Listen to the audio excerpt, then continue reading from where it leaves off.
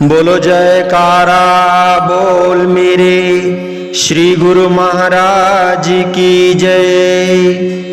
कृपा कर गुरुदेव ने दीन्ही नाम की नाव, भव सागर के तरन को केवल यही उपाय।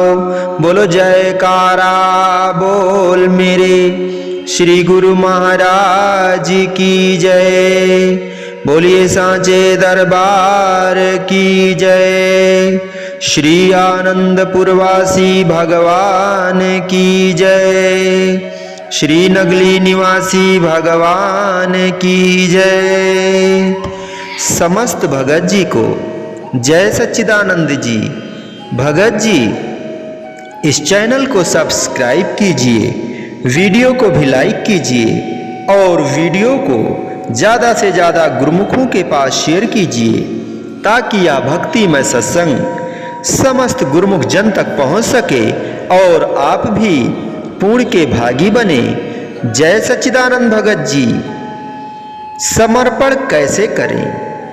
खुद को सद्गुरु के श्री चरणों में समर्पण कैसे करें? समर्पण क्या है?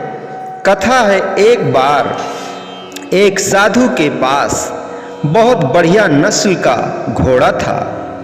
एक सेठ ने उसे देखकर सोचा कि साधु को भला घोड़ों को पहचानने की समझ कहाँ होगी। किसी सेवक ने इन्हें भेंट स्वरूप दिया होगा और इन्होंने इसे मामूली जानकर यहाँ बांध रखा है। क्यों ना मैं कुछ रकम देकर यह बढ़िया घोड़ा अपने लिए खरीद लूं। उसने अपनी बात साधु के आगे रखी। साधु ने कहा कि यह घोड़ा हमें कोई सेवक दे गया है। हम ठहरे साधु, हमसे घोड़ों की देख रेख तो होती नहीं। हम अपने पहाड़ी के पीछे वाले आश्रम तक जा रहे हैं। वहां पहुंचकर यह घोड़ा हमने किसी ना किसी को दे देना है। तुम हमारे साथ चलो, भले ही तुम इसे ले लो, हमें कोई आपत्ति नहीं, किंतु हमारी एक शर्त है कि हमारे साथ चलते चलते तुम केवल राम राम बोलोगे। अन्य कोई शब्द तुम्हारी जिह्वा पर नहीं आना चाहिए।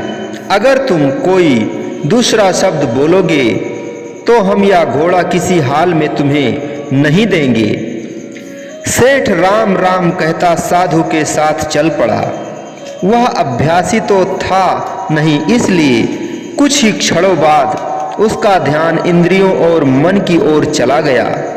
सोचने लगा कि यह घोड़ा मिलेगा तो इसके लिए नया तबेला बनवाऊंगा। घोड़ी की लगाम को नई प्रतीत होती है, फिर पता नहीं साधु इसे दे या ना दे। मन में जैसे ही इन विचारों का प्रवेश हुआ, राम राम जपना बंद हो गया।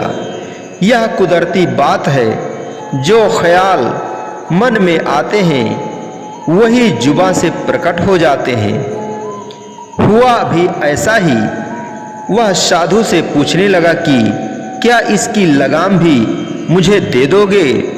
साधु ने कहा कि मैंने तुम्हें पहले ही कहा था कि राम राम के अतिरिक्त कोई अन्य शब्द बोलोगे तो घोड़ा नहीं मिलेगा, इसलिए तुम अब यहीं से वापस चले जाओ।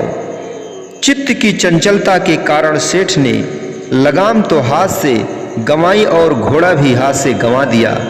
वैसे ही इंसान मन के वशीभूत होकर मामूली इच्छाओं के पीछे दौड़ा दौड़ा फिरता है, लेकिन न तो चीजें ही अपनी बनती हैं और न ही चीजों का मालिक अपना बना पाता है।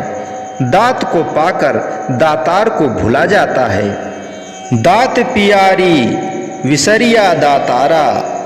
संत हमें हर पल आगाह करते हैं कि दूसरे सब ख्याल छोड़कर केवल अपने असली काम की ओर ध्यान दोगे तो बाकी सब काम करन करावनहार प्रभु स्वयं कर देंगे। वे सारी कुदरत के मालिक हैं। सभी शक्तियाँ हाथ जोड़े उनके हुक्म की प्रतीक्षा करती हैं। इसीलिए अपने मन के लगाव को सब ओर से हटाकर केवल सद्गुरु के संग जोड़ दो। संत धनी धर्मदास जी वर्णन करते हैं, जो कुछ श्रेष्ठ पदार्थ पावे सो गुरु चरण आनी चढ़ावे। मन जिन पदार्थों में फंसा हुआ है उन पदार्थों को सद्गुरु के चरणों में भेंट कर देने से मन निश्चय ही सद्गुरु से जुड़ जाएगा। उदाहरणतया यदि किसी आदमी की कपड़े की दुकान है तो उसकी सूरत उसमें ही रहेगी, किंतु यदि दुकान बेचकर वहां से प्राप्त पूंजी से कोई मकान खरीद लेता है तो उसकी सूरत दुकान से हटकर मकान में चली जाएगी।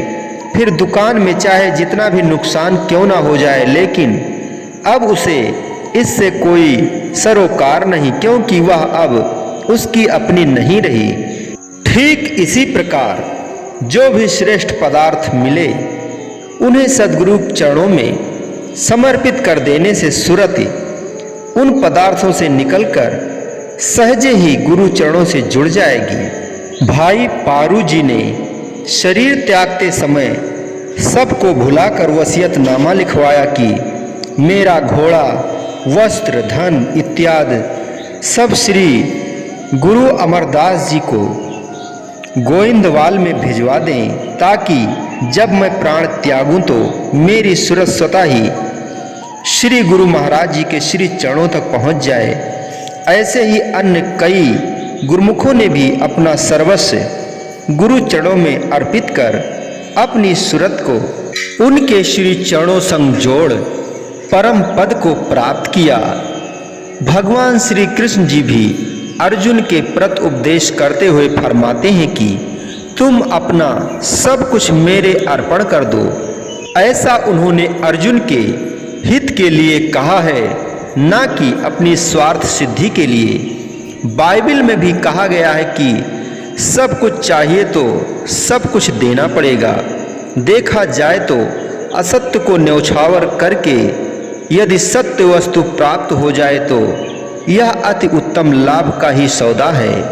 जो गुरुमुख अपना सर्वस्व सद्गुरु को समर्पित कर देते हैं वे पिंड देश के अस्थायी सुखों को छोड़कर ब्रह्मांड देश के नित्य व शाश्वत सुख को प्राप्त कर लेते हैं। उनकी सूरत अनाहद शब्द में लीन हो सदा गगन मंडल में निवास करती है।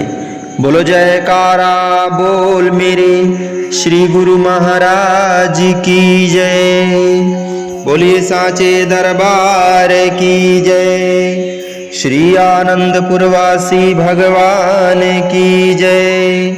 श्री नगली निवासी भगवान की जय। समस्त भगत जी को जय सच्चिदानंद जी।